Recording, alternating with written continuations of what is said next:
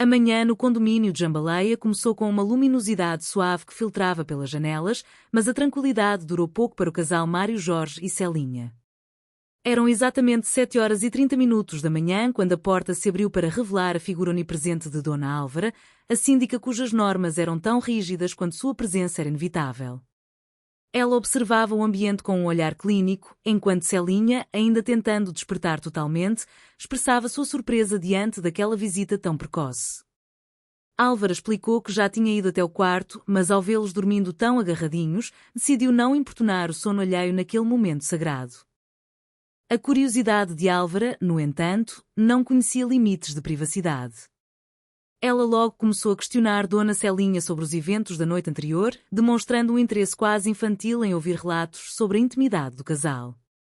Para Álvara, cujas noites se transformaram em um deserto árido desde que lá disse fora, a vida alheia servia como um bálsamo para sua solidão. Ela suspirava ao recordar a musculatura retesada de seu antigo companheiro, sentindo saudades dos tempos em que não precisava enfrentar o silêncio do seu próprio quarto. Mário Jorge, ao sair do dormitório e dar de cara com a síndica, sentiu imediatamente que seu dia estava comprometido. Para ele, encontrar Dona Álvara logo cedo era um sinal de que nenhum negócio prosperaria nas horas seguintes. Ele questionou, com seu tom característico de impaciência, o motivo de tal convocação matinal. Álvara, sem perder a postura de autoridade, declarou que estava ali para convocá-los a lutar pelo condomínio. Ela mencionou as normas rígidas de ocupação que sua administração havia instalado, o que provocou uma reação imediata de Mário Jorge. Ele a confrontou sobre a favela que crescia nos terrenos dos fundos, uma propriedade que deveria pertencer aos condomínios. Álvara, com uma honestidade desarmante e cínica, admitiu que tentou impedir, mas acabou cedendo porque foi comprada pelo sistema. O verdadeiro motivo da urgência era a chegada de Osvaldo Caveirão. O homem, recém-saído da prisão, decidira comprar um apartamento no Bloco D para controlar seus negócios dali de dentro.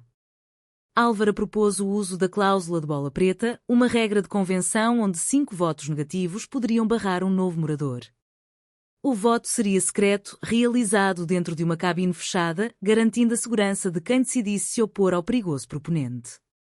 Mário Jorge, sempre atento às oportunidades, começou a negociar sua integridade. Ele exigiu mais do que apenas uma vaga coberta ou o título de doutor conferido pelos funcionários. Seu desejo era expandir seu espaço vital, transformando a laje do prédio da administração em um terraço particular, onde Celinha pudesse finalmente ter seu tão sonhado gazebo. O acordo foi selado sob a promessa de um solário, uma palavra que Celinha considerava linda e que certamente despertaria a inveja de Rita. Enquanto os planos de expansão arquitetônica eram discutidos, no outro lado do condomínio, a rotina de Copélia continuava a desafiar as convenções sociais e a paciência de sua família. Ela entrou em cena carregando um pacote de fraldas e 1 litro de desinfetante, presentes de seu amante, o farmacêutico Lubianco. A explicação para tais itens era tão surreal quanto a própria vida de Copélia.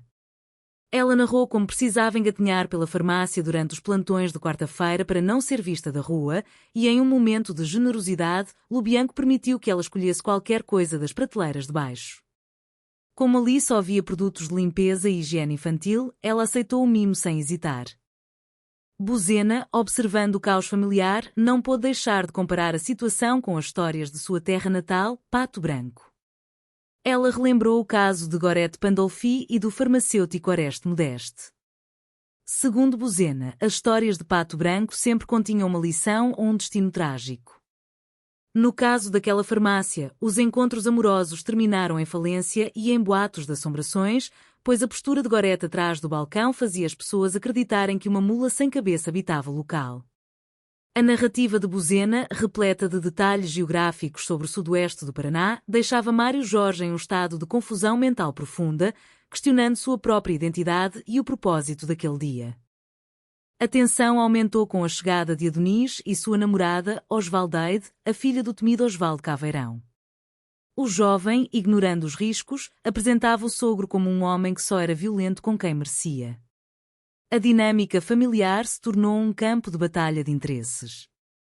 De um lado, Álvara buscava proteger sua administração, de outro, Rita e Arnaldo, movidos por uma mistura de medo e oposição política, consideravam dar a bola branca para o bandido apenas para contrariar a síndica. Arnaldo, em um ato de rebeldia, sugeriu que Caveirão poderia ser a solução para acabar com a corrupção de Álvara.